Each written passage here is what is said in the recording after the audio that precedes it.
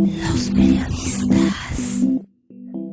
Le doy los buenos días al padre Merino, que ya se conectó por aquí. Vamos a entrar en el tema, me imagino, de Benedicto XVI. Es obvio que muchos quieren hablar de este tema. El padre Merino, yo creo que también va a querer dar su punto de vista. Padre, buenos días, feliz año. Hola, ¿qué tal? Muy buenos días. Pues hemos celebrado un triunfo muy grande. El triunfo de un gran sabio, doctor de la Iglesia, el Papa Benedicto. Nuestro objetivo es llegar a la vida eterna. Él ha alcanzado ese último objetivo histórico y el primer objetivo de eternidad. ¿Qué persona tan más? O sea, yo no me canso de reflexionar. Sabiduría, humildad, espiritualidad. Eso es lo que lo llevó a renunciar. Sabiduría, porque hay que saber entender las cosas y no muchas veces dejarse llevar por los comentarios. Nunca falta quien adule, no, eres el mejor, ¿cómo quieres dejar? Etcétera. Que pongamos el interés de la comunidad antes del interés y de las pretensiones personales. Segundo, humildad. De pasar de ser el gran jefe de toda la Iglesia Universal, con todos los protocolos, tanto diplomáticos, internacionales, como también eclesiásticos, pasar a ser un simple monje en el monasterio de ahí en el Vaticano. O sea, pero fíjese, aquí está la mayor humildad de ser él el que escribe, el que protagoniza, el que dice. Él no se quedó callado, él siguió hablando mucho y siguió escribiendo mucho. Pero entonces, ¿qué fue lo que hizo? Por medio del Papa, dio su lugar al Papa Francisco. Y era el consejero fiel y sabio. Yo creo que el Papa Francisco en el funeral lo va a decir.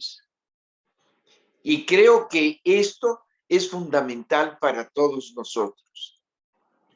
Saber estar sin estar presente protagonistamente. O sea, supo estar. Y siguió escribiendo y hasta los últimos días siguió dictando sus libros. O sea, algunas de sus obras más importantes son más de 6,000 páginas. En un último compendio que hicieron. Dice uno, ¿y cuál es la totalidad de todos sus escritos? La sabiduría que deja, la claridad de entendimiento. Yo no dudo, inspirado por Dios, para que la iglesia tenga doctrina sólida. Miren, estamos en una época en que cualquiera habla, cualquiera opina, cualquiera y dogmatiza. No, es que la opinión de y es mi opinión. Cálmate. ¿Por qué no aprendemos sencillez y profundidad? Y entonces tenemos esta humildad. La humildad que no significa ser menos. Si Dios me ha dado estas cualidades, yo las aprovecho. Y las aprovecho en la mejor manera, con la máxima productividad, pero no para creerme grande, sino para crear grandiosidad en todos los demás. Grandiosidad de pensamiento, grandiosidad de sentimiento y así grandiosidad de acciones. Y entonces vamos encontrando hacia al Papa Benedicto, este hombre sabio, humilde, pero qué espiritualidad, qué espíritu lo llevaba. El Espíritu Santo que estaba con él. no nada más cuando ejercía el sumo pontificado, en que lo asistía para que dijese la verdad y solo la verdad en aspectos de religión, sino que después, porque era un hombre de oración, era un hombre que alimentaba su espíritu. Y luego caminaba ahí por los jardines del Vaticano, haciendo oración, acompañado de su secretario, que hacía oración junto con él. O sea, ahí vemos estas tres características: sabiduría, humildad y espiritualidad. Y yo creo que gran parte de eso partió aquí en México. Cuando vino a México y vio el calor con que todo el pueblo lo recibía y lo aclamaba y lo buscaba y le pedía que saliera otra vez de la nunciatura apostólica, y él condescendió y salió. Pero todavía dentro de la nunciatura, se puede decir que en privado, él se cayó, ya no podía. Lo ayudaron a levantarse y lo ayudaron a ir al encuentro con la gente. Y entonces él se dio cuenta, el pueblo, la iglesia, necesita un papa que además tenga toda la fortaleza biológica para poder afrontar viajes y subidas y bajadas y encuentros con la gente, etcétera. Y entonces se da cuenta que él, con toda la inteligencia, con toda la sabiduría, con toda la humildad y con toda la espiritualidad, él ya no podía cubrir esos requerimientos. Y pone su renuncia. Pero fíjense, es muy significativo y lo repito otra vez, es renunciar al puesto sin dejar el trabajo. Y él sigue como consejero, como teólogo, como ilustrador, apoyando al Papa Francisco. Ya el que presenta, el que escribe las encíclicas es el Papa Francisco. Pero luego se nota, aquí está un sabor de Benedicto. Aquí está toda la presencia intelectual de Benedicto.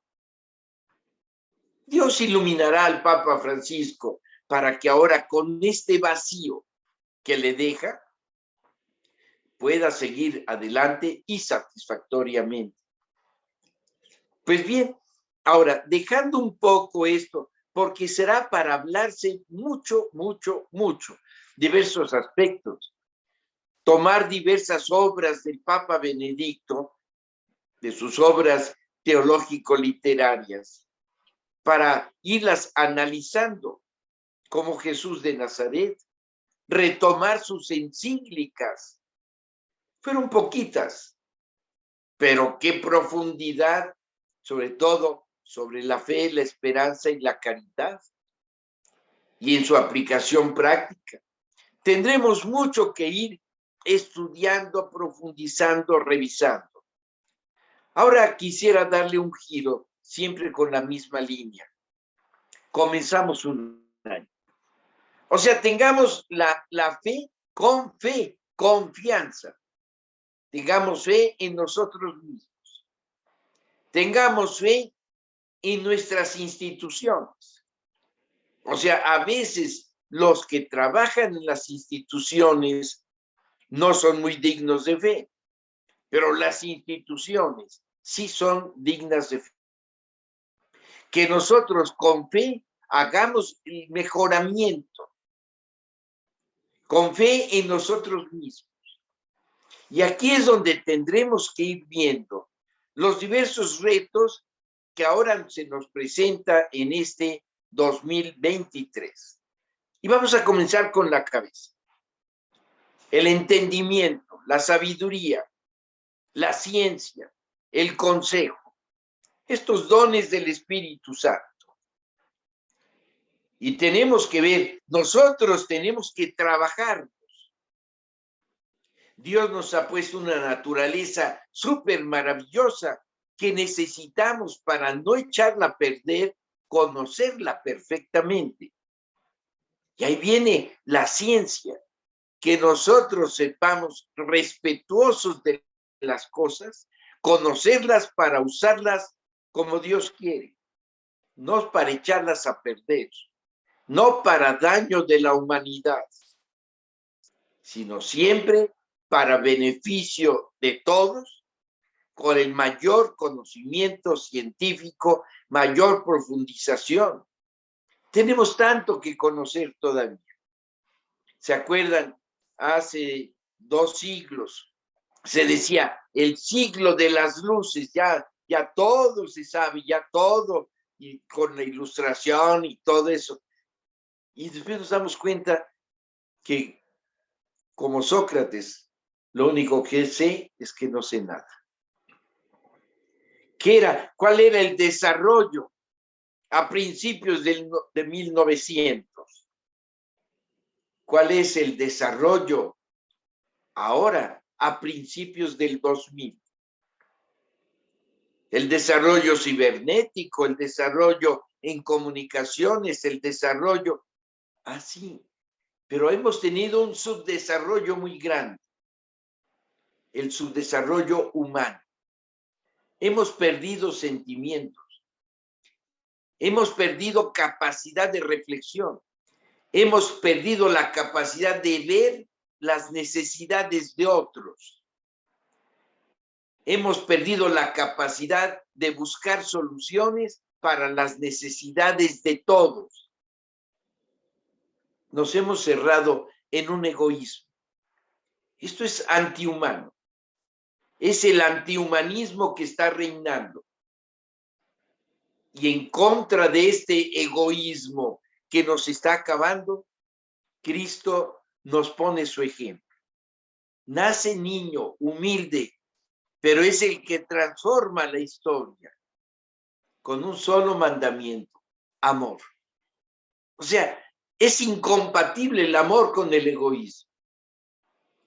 Es totalmente compatible el amor con la responsabilidad, con la habilidad de respuesta para poder afrontar todos los retos que estamos teniendo.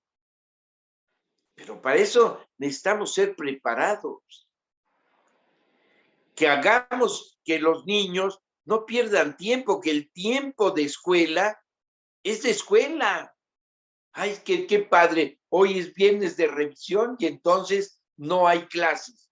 Pues somos más tontos. El que no estudia se atonta. Y claro que a muchos les conviene que la población sea tonta para que no reaccione positivamente en un análisis profundo y nada más se deje llevar por la torta y el refresco. O sea, tenemos que despertar. Despertemos en conocimiento para que con mayor conocimiento podamos tener mayor capacidad de análisis. Y teniendo mayor capacidad de análisis, podamos distinguir en nuestra historia, en nuestra vida, qué va bien para ponerle más empeño, qué va mal para regresarnos y así ir mejorando. Entonces, eso es, y hay mucho más que decir en cuanto al entendimiento. En sus 3 aspectos fundamentales: instrucción. Un pueblo instruido no será tan engañado. Segundo, educación. Hay gente muy instruida, pero muy mal educada. No tienen principios, no tienen valores, no tienen ética, no tienen moral. O sea, todos tenemos que estar en esta lucha, porque tenemos principios, pero a veces no somos muy fieles a los principios. Tenemos valores, pero a veces nos ganan los antivalores. Entonces necesitamos, ya que tenemos sabiduría, entendimiento, ciencia y consejo, necesitamos otro regalo del Espíritu Santo, que es fortaleza. Fortaleza de análisis, fortaleza de decisión y fortalecen la perseverancia de la acción. Ese es el gran proyecto que tenemos para este año. Que sepamos pensar con sabiduría. Entonces ya tengo conocimiento, tengo educación, pero ¿qué es el sabio? El sabio es el que sabe para dónde va y no pierde el camino. Es el que se ubica. Ayer me mandó, o el sábado, el testamento, decía, o algo así, de Benedicto XVI. Sí, ¿Qué podemos, el doctor Luis Ignacio hace rato quería decir algo sobre Benedicto y dije, espéreme que entre el padre Merino y nos montamos en el tema. Sí se podría hablar de un testamento. es un testamento espiritual. Sí, claro, no dejó, no se llevó ni el rosario, que lo enterraron, creo que con todo y el rosario, en No, las todavía no manos. lo entierran hasta el 5. Bueno, quiero decir, lo van a enterrar con todo y el rosario. Sí, con Y su rosario en la mano. por lo menos ahí alguna gente, pues a lo mejor podía cambiárselo y ponerle otro ahí. Pues yo creo que al Papa le daría lo mismo, ¿eh? Sí, pero a nosotros no. O sea, ¿cuál sería la aportación más grande del Papa Benedicto XVI dentro de este testamento, como se le ha dado en llamar, y después de todas las fake news que circularon, de todos los temas a los que lo sometieron? Pensemos que fue un hombre pues más cercano a los orígenes del siglo XX que a los de este siglo, que no entendía muy bien lo que significaba el Internet, por ejemplo, y por eso el famoso asunto de los Batilix, cuando le robaron la información, se acordarán que fue todo un escándalo. El tema de haberle tocado meterse a juzgar, a juntar la información para juzgar al padre Maciel, por ejemplo, los casos de pederastia que le sembraron o le dijeron que no los había resuelto, y bueno, una serie de cosas. Fue un papa muy dedicado a lo espiritual y a lo teológico, ¿no? Porque creo que su verdadero fuerte fue la profundización en temas teológicos, Claro, sí, sí. que es la base finalmente de la religión. Es que con una sólida teología podremos tener una sólida sociología. Correcto. Porque si entendemos el plan de Dios, entenderemos el plan de Dios para la sociedad humana. Y veremos que muchos errores, con una verdadera interpretación teológica, entonces podían haberse evitado. Y que entonces sepamos todos ahí ver los escritos de Benedicto. No son escritos de corte sociológico, No, pero llevan una repercusión en la política, en la economía y en la vida social, pero grandísima. Nada más acuérdense de Caritas in Veritate, Spes Salvi, o sea, la esperanza salva. ¿Qué es lo que nos hace falta ahorita aquí en nuestro México, en los albores del año 23? Lo que nos hace falta es crecer en esperanza y en una esperanza activa. Y por eso es muy interesante el Papa en su testamento espiritual, cómo empieza con dar gracias. Es de bien nacido ser agradecidos, lo hemos dicho muchas veces. Y el Papa dice así: sí, en esta hora tardía de mi vida, miro hacia atrás y repaso las décadas por las que he pasado. Veo en primer lugar cuántas razones tengo para dar gracias. Yo creo que aquí... es muy interesante ese documento que lo redactó el 29 de agosto del 2006. Le leo rápidamente las primeras líneas porque termina con lo que usted dijo. Dice, si en esta hora tardía de mi vida miro hacia atrás, hacia las décadas que he vivido, veo en primer lugar cuántas razones tengo para dar gracias. Ante todo, doy gracias a Dios mismo, dador de todo bien, que me ha dado la vida y me ha guiado en diversos momentos de confusión. Siempre me ha levantado cuando empezaba a resbalar y siempre me ha devuelto la luz de su semblante. En retrospectiva veo y comprendo que incluso los tramos oscuros y agotadores de este camino fueron para mi salvación y que fue en ellos donde Él me guió bien. Doy las gracias a mis padres que me dieron la vida en una época difícil y que, a costa de grandes sacrificios, con su amor, prepararon para mí un magnífico hogar que, como una luz clara, ilumina todos mis días hasta el día de hoy. La clara fe de mi padre nos enseñó a nosotros los hijos a creer y como señal siempre se ha mantenido firme en medio de todos mis logros científicos. La profunda devoción y la gran bondad de mi madre son un legado que nunca podré agradecerle lo suficiente. Mi hermana me ha asistido durante décadas desinteresadamente y con afectuoso cuidado.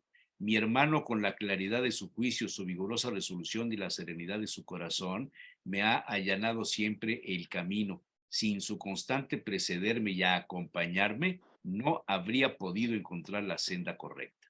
De corazón doy gracias a Dios por los muchos amigos, hombres y mujeres que siempre ha puesto a mi lado, por los colaboradores en todas las etapas de mi camino, por los profesores y alumnos que me ha dado. Con gratitud los encomiendo todos a su bondad. Y quiero dar gracias al Señor por mi hermosa patria en los prealpes bávaros, en la que siempre he visto brillar el esplendor del Creador mismo. Doy las gracias al pueblo de mi patria, porque en él he experimentado una y otra vez la belleza de la fe.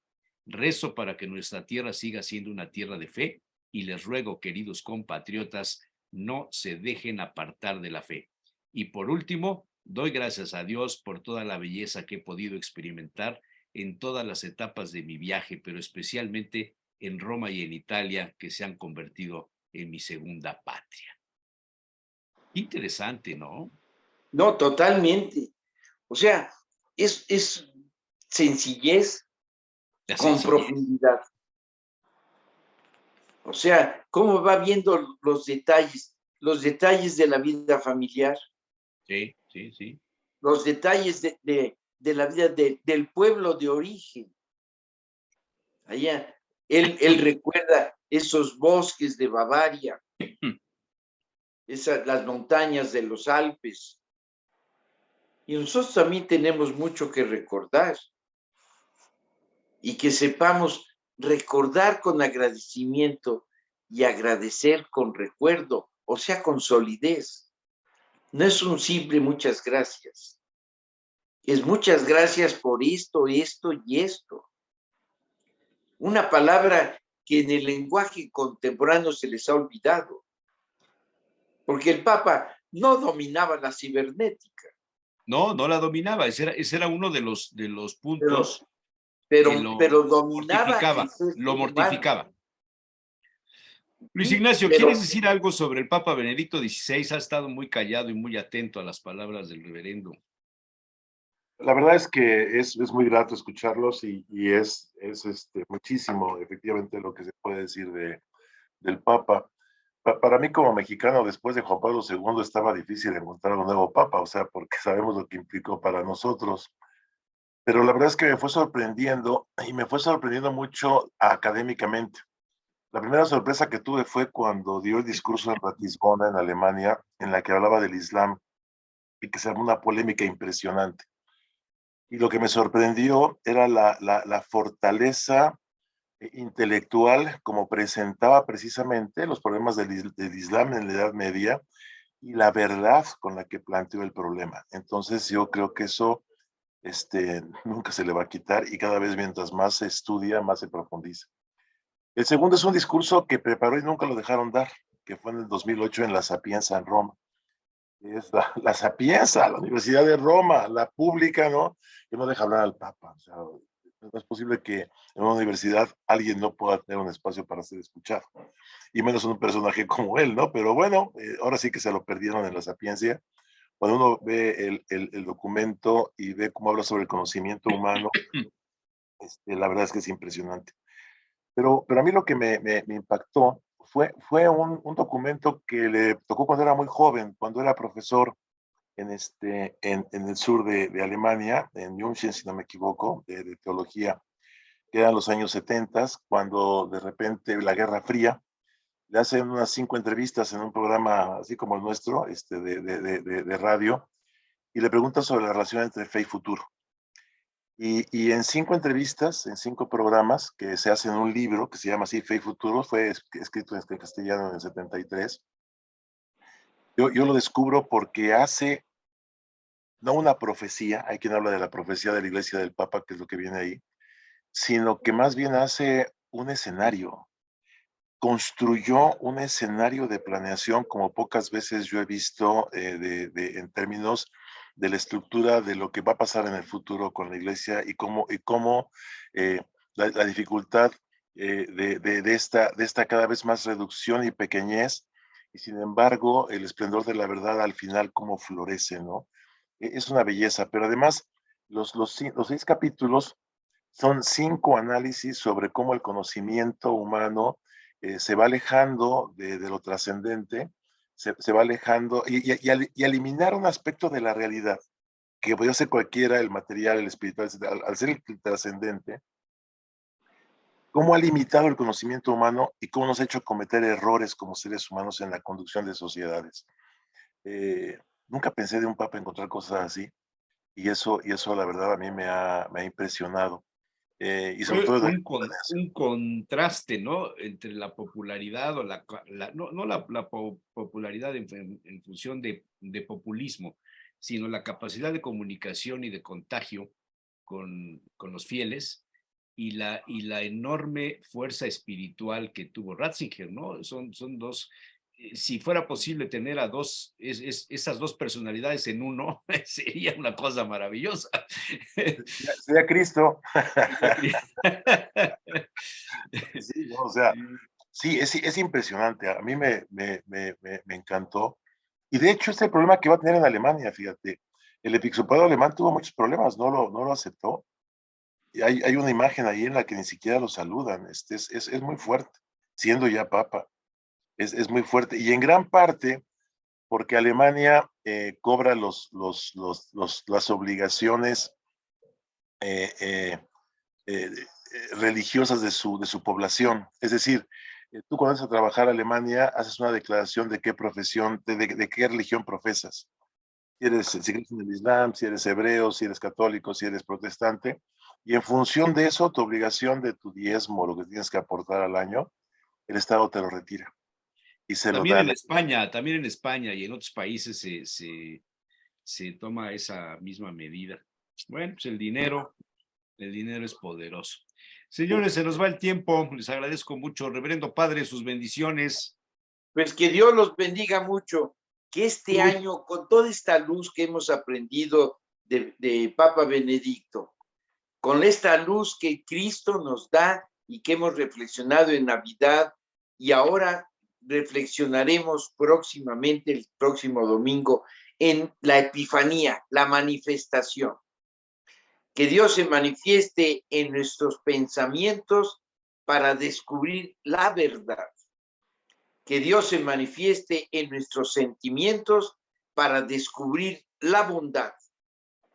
Y que Dios se manifieste en todo lo que hagamos para saber llevar la caridad, el amor, el desarrollo, el progreso, la satisfacción y la felicidad.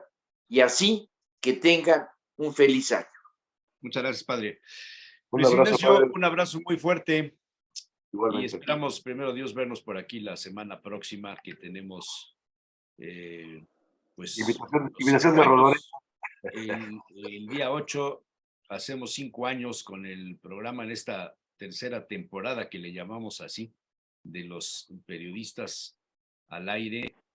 5 años hacemos el día 8, así es que hay motivo para celebrar, al menos No, ya están antiguos. sobrevivimos al sexenio pasado, sobrevivimos a los cambios, caray. Sobrevivimos a la pandemia. Gracias, Luis Ignacio, gracias, Padre Merino, un fuerte abrazo. Un abrazo a todos y gracias. Hasta Que luego. esté muy bien, don Ignacio, Dios lo bendiga. Igualmente, muchas gracias, Buen padre. día. Gracias, padre.